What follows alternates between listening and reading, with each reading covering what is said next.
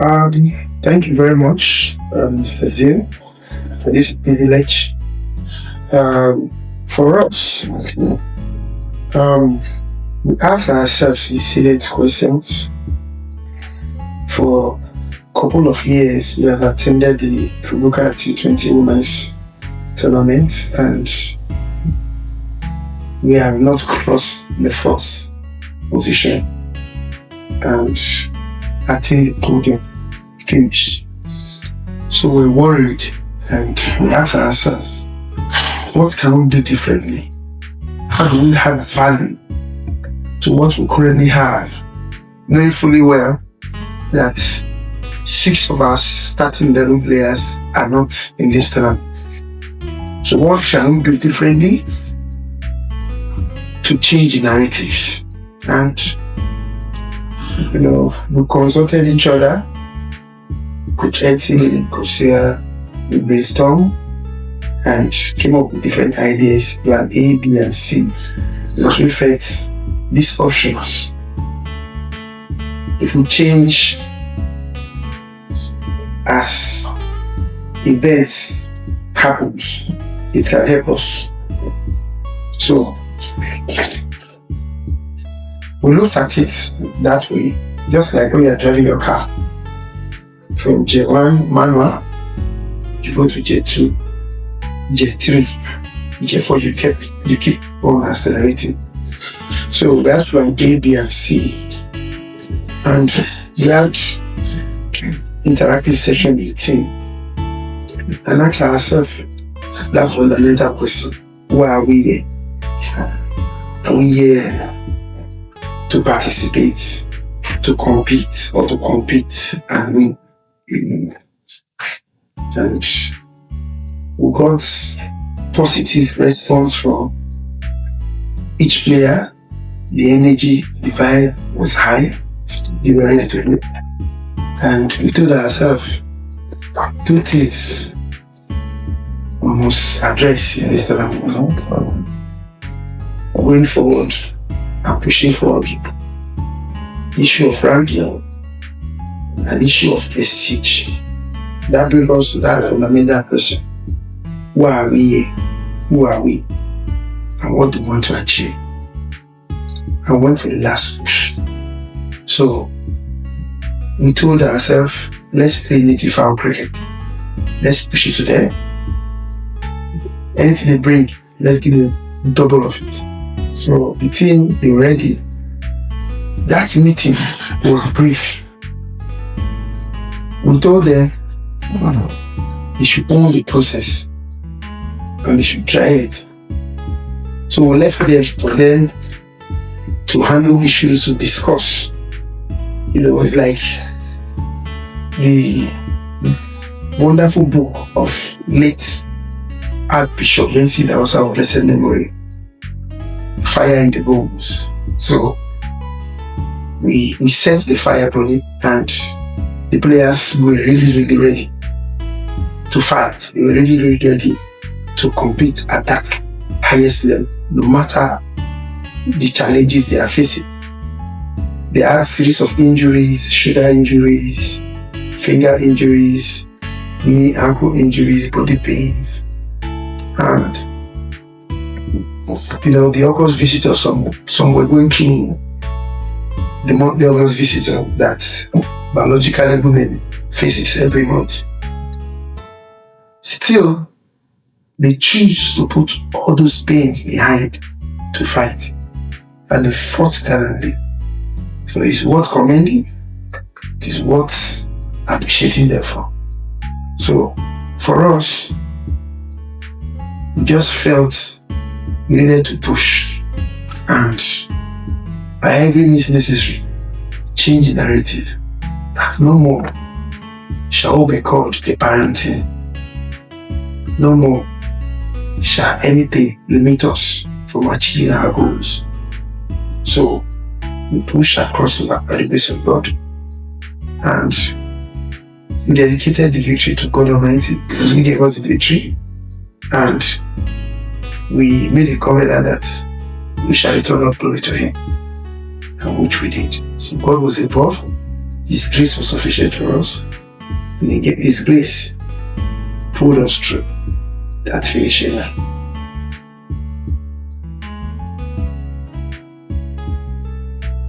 That's the game of cricket. The lower the score, the difficult it becomes to chase. And it is not new to us. In sports, generally, third place matches is the most difficult compared to finals, because the finalists, they already knew their fate. One, that you emerge champion or refer back to first runner-up trophy. But third place, one will get something, the other ones wouldn't get anything. So we told ourselves, this is third place. We have to throw in everything we have, and we had to bring in 2 batters to add to our battle lineup. We've rested Omosigo, Ebakum, and Jessica Bieni before that match. So we needed to add 2 batters because we want to increase the batting lineup in case of any eventuality. And we rested Arieta Ebola, and it worked for us because we knew it's going to be tough. Already we are playing 2 all-rounders, 2 spinners, and 2 pacers. So among the 2 all-rounders, we have a pacer and a spinner. So the person of pacer there and the person of spinner. So Rachel earlier, our most experienced and our strike bowler, they're already at the forefront. Then we have the captain, Ospin, and Shola, the leggy. So we had to turn things around. The previous matches we played, we batted first, and tactically we discovered that they can chase. So what we did was to reverse it. So when the captain won the toss, we went for feeding. So we said, let's feed first. The bowling is our strength. Let's use it well. Let's see how we can reduce the runs they're going to get and rise up to the occasion to chase. So we know it's going to be difficult, but we have to go for it. And we have to put in everything, to think of the fact that our informed batter went out first in the first over. So that actually sent some psychological, hits to other batters. But they came back strong. We have to change our plan to bring a shoulder and select it early to stabilize up front. Then we pulled Ose, the captain, Jessica backward so that we can extend the batting, try and get a balance. When there's balance and when the pressure is calm, they can pull through the stormy weather. So, and that worked for us.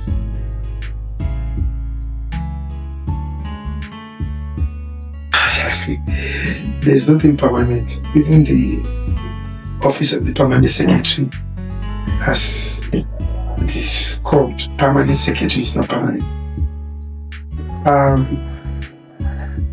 It is a good thing for Nigerian cricket. A lot of talent. And if you read my post yesterday, I also extended the medal to the coaches who have been committed from the grassroots, developing those players to the high performance stage. The beauty of it is that it's not one man's job, it's a collective effort. So the coaches from the 36 states and FCT are doing a great job. So without them, it will be impossible for us to achieve this feat.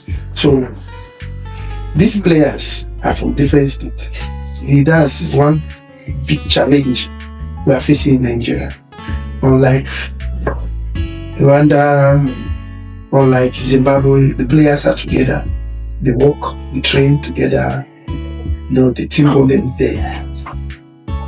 For us, the players live in different states, and when tournament is getting closer, the federation will approve camping, thanks to the NCF president and the wonderful board members. They always, give us the necessary approval to run open or close camp, and that has been helpful. So those camps really helps. And we have short time, like you said earlier, 10 days to prepare. And we have to run the fire together approach camp. And we have to talk to the players, make them understand that, hey, this is what is before us. And we have repeated this to prepare. But we know you guys are tough, you are ready. We're going to push you hard beyond the limits, because the fixtures for this tournament speaks volume. So that's what is coming. So we have to prepare so that we can withstand what is coming, the pressure, the storming, the turbulence. So we discuss in our meeting before we kick off the camp, making the players understand that this is how it's going to run, and you have to understand, because if we have to break through, we have to do everything in camp so that we can push, so that we will not experience any breakdown instead of breakthrough. So they concord and we're on the same page. So we started the process, and it was smooth running through. Two sessions a day, rest days, instead of full days, full day rest, make it half day. Either in the morning, they rest in the morning, then they work in the afternoon, or they play match in the morning, do ski work in the afternoon. So we have to manage it so that we don't, face the challenges that comes with the weather, and that's now affects our program. So we prepared, and it worked for us. We went to this tournament with 6 under-19 players, and they all played. The 14 in the team, in the squad, played, not bench warmers. Every game has its own tactics, and each player, when we can, we prepare them for dual roles. That today you might play this role tactically. Tomorrow, when we are changing the tactics, you might play this other role. So they were prepared, and they were fully aware of this dual role capacity. And that is why you see at times we switch the batters and we switch the bowlers, because the opposition determines what we are bringing forth. So we don't want to be predictable. We just want to counter what the opponent is bringing, so that they don't read us and know our tactical plan. So we have to prepare for dual role capacity for each player, and each player fit in, and each player gave their best, and their best was good enough for us.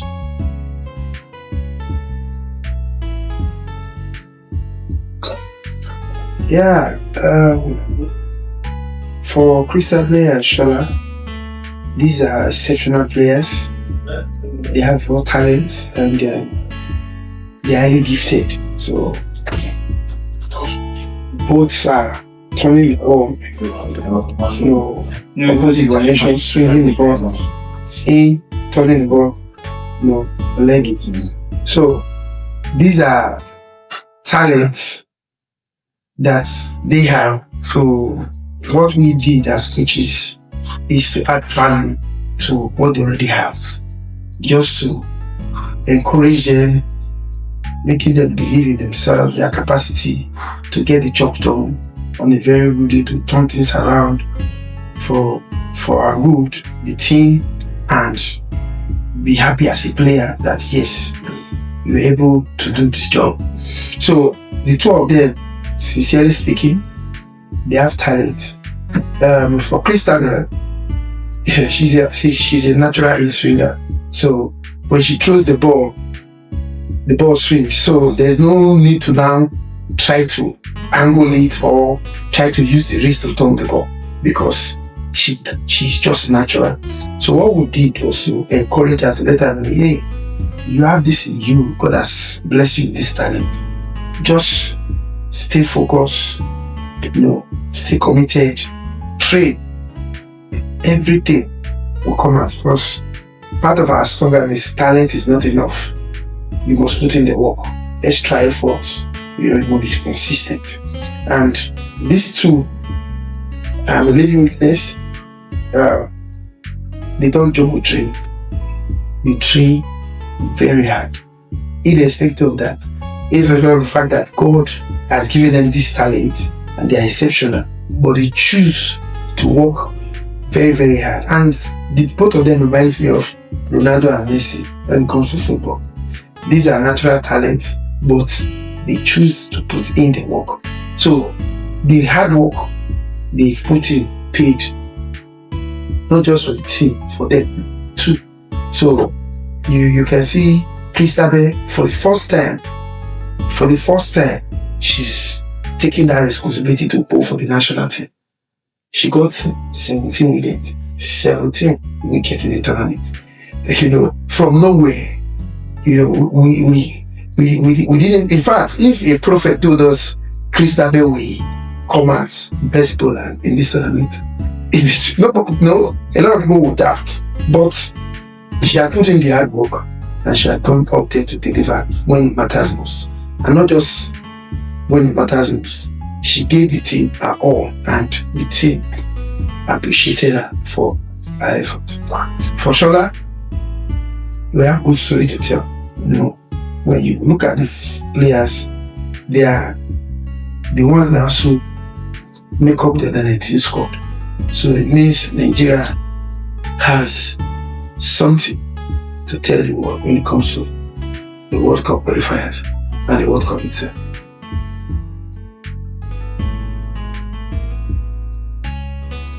For us, it's work. We have a lot to cover. In batting and bowling and in fielding. So it's work.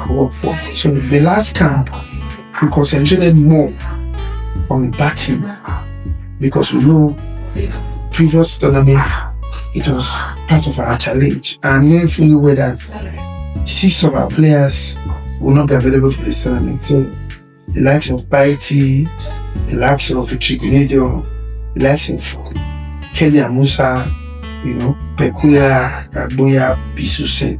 So we have to we have to face it, maximize the time we have and get these players ready. So we focus fully in batting and bowling. So what we did was to see how we can up our game. So as at the time we were finishing the camp, the 14 players will be ready. My reports to the board was we are 67% ready for the tournament, not 70%. 67% ready, tactically, technically, mentally, psychologically. So 67% going to a tournament, we just know that we have to push, and our good work paid, in the sense that why we had 67% before we left, and it reversed itself when we got there. The 7 came forward, the 6 went backward. In the tournament, they gave 76%. And I told them, I said, we don't need to wait for the tournament to come to an end before we tell you guys this. You guys have surpassed our target, because the reports we sent to the board and the secretariat is that you guys are 67% ready. So we don't want to just brag about it to say we're going to do this, going to do that. No, we knew that this is where we are, and we're going to compete from this level, and we're going to push to get better every day and every game. So the players push themselves, even difficult situation, rough terrain, they were able to stand to face those challenges and to overcome. So it was difficult for teams to bowl us all out, and our bowling side were bowling teams all out. So, and we are the only team that most of the matches we lost were just close matching. And if you come to look at it tactically from the point of view as a coach, you understand that 6 players in the starting 11 are not available, and this team, they are giving over 70% from 67 to 76. So it's really good, and we're happy about it. And we have to tell the players that, hey, this is what it is. We came here 67% ready, prepared to compete, but now we have gone beyond 70%, and we are already cruising to 76%. So we're very happy, we're pleased with that, and we encourage them to put in the efforts. Informing you guys right now is not to massage your ego, it's not to be proud, no, it's just to let you people know that yes, you can do it and it can get better. And they went ahead with that mentality, positive, with all sincerity of purpose, humble and ready to fight, and they fought gallantly and they overcame. Thank you. Thank you so much, Coach. It's been a wonderful session with you, and to me, I would say I've gotten more knowledge and understanding from the conversation. Really appreciate the efforts, and we wish the team all the best going forward in other tournaments and more glory, more records for us to come. Thank you so much.